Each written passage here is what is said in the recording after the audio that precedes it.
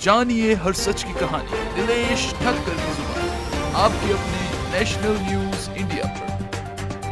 27 सितंबर 2018 के सुबह 6 बजे महाराष्ट्र पुलिस उनको गिरफ्तार करती है और देश के 3 उच्च न्यायालय जैसे खुलते हैं 10:30 बजे उन लोगों की जमानत पर सुनवाई कर रहे हैं जो प्रधानमंत्री को मारने चल रहे हैं। पुलिस अभिरक्षा से छोड़ने का आदेश दे दिया जाता है इस देश के सर्वोच्च न्यायालय द्वारा जो हमारे प्रधानमंत्री को मारने चले हैं। भी मणिपुर में एक कुकी आतंकवादी था, जेल में था, गिरफ्तार था, हिंदुओं के घरों को जलाने के आरोप में गिरफ्तार था, हिंदुओं के मंदिर जलाने के आरोप में गिरफ्तार था। हमारे सुप्रीम कोर्ट के जज वाला साहब कहते हैं कि आप एक कैदी को उसका अधिकार नहीं दे रहे हैं, वो बहुत सारा सिर का पीड़ित है, उसको खून बह रहा है और तुम उसको इलाज के लिए अस्पताल नहीं ले जा रहे, जेल में इलाज करा रहे हैं। खाली अत्याचार की जब अति हुई है उसका अंत भी होता है। ये बापू के ऊपर जो अत्याचार हो रहा है इसका अंत होगा। मोदी जी को भी सोचना चाहिए कि जिनके कारण, जिनके आशीर्वाद से वो आज प्रधानमंत्री बने हैं, देश के सर्वोच्च शिखर पर बैठे हैं, उन बापू जी के बारे में मोदी जी को सोचना चाहिए। मैंने मोदी जी से खासतौर पर कह रहा था कितनी भी बड़ी फांस हो,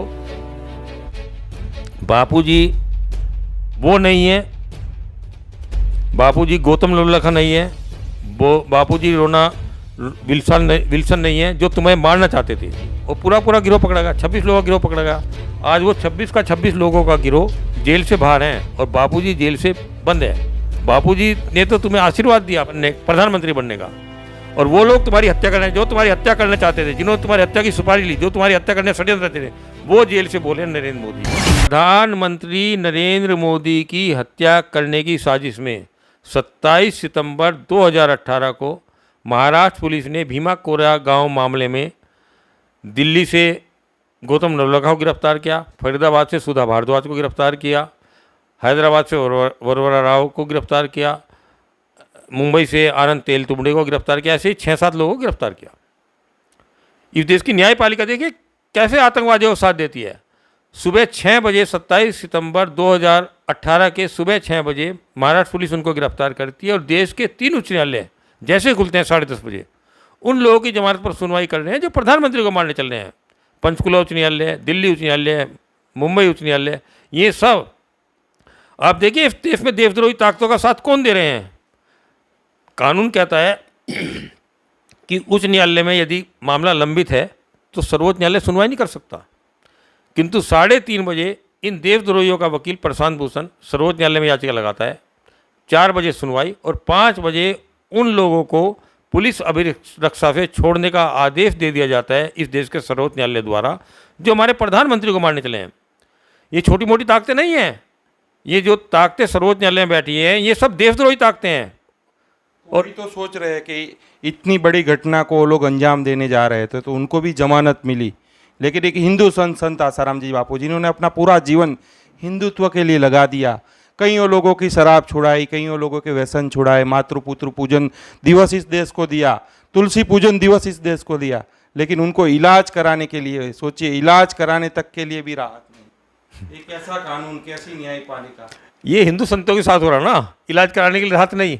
अभी मणिपुर में एक कुकी आतंकवादी था, जेल में था, गिरफ्तार था, हिंदुओं के घरों को जलाने के आरोप में गिरफ्तार था, हिंदुओं के मंदिर जलाने के आरोप में गिरफ्तार था, हिंदुओं की हत्या करने के आरोप में गिरफ्तार था।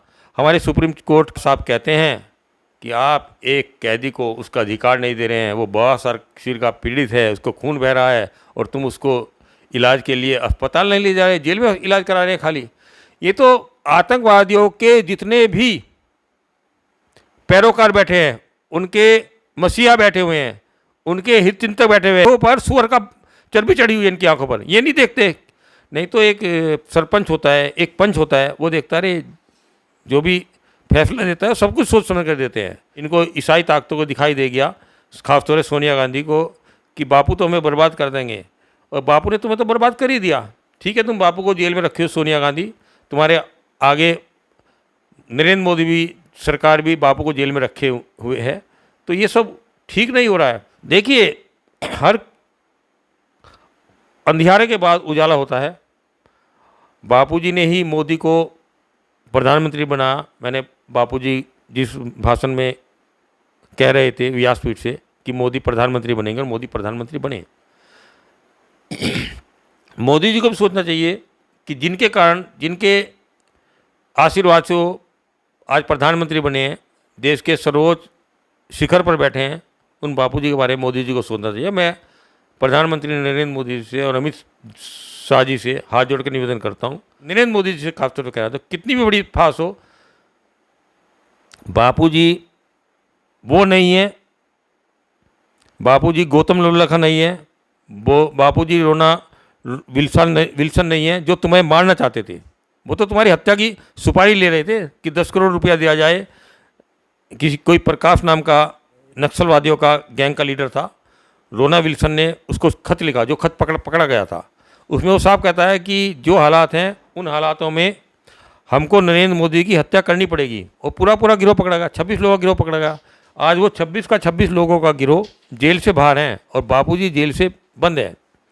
बापूजी ने तो तुम्हें आशीर्वाद दिया प्रधानमंत्री बनने का, और वो लोग तुम्हारी हत्या करने, जो तुम्हारी हत्या करना चाहते थे, जिन्होंने तुम्हारी हत्या की सुपारी ली, जो तुम्हारी हत्या करने षड्यंत्र करते थे, वो जेल से बोले नरेंद्र मोदी जी, और बापूजी जेल से बंद है। बापूजी उनसे बड़े खतरनाक नहीं हो जितने खतरनाक वो थे। क्योंकि जैन साहब, जब 2002 में जब गुजरात दंगे हुए थे, कोई इनका हाथ पकड़ने वाला नहीं था प्रधानमंत्री जी का।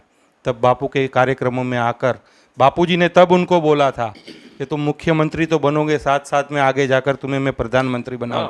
सोचिए, वो वस्तु उनको नहीं भूलनी चाहिए। 2002 की बात है। मैं तो निवेदन ही कर सकता हूँ प्रधानमंत्री जी से। हम तो बार बार ज्ञापन दिया, मानिक जी साथ प्रदर्शन किया बापूजी के समर्थन में। जानिए हर सच की कहानी दिनेश ठक्कर की जुबान, आपके अपने नेशनल न्यूज इंडिया पर।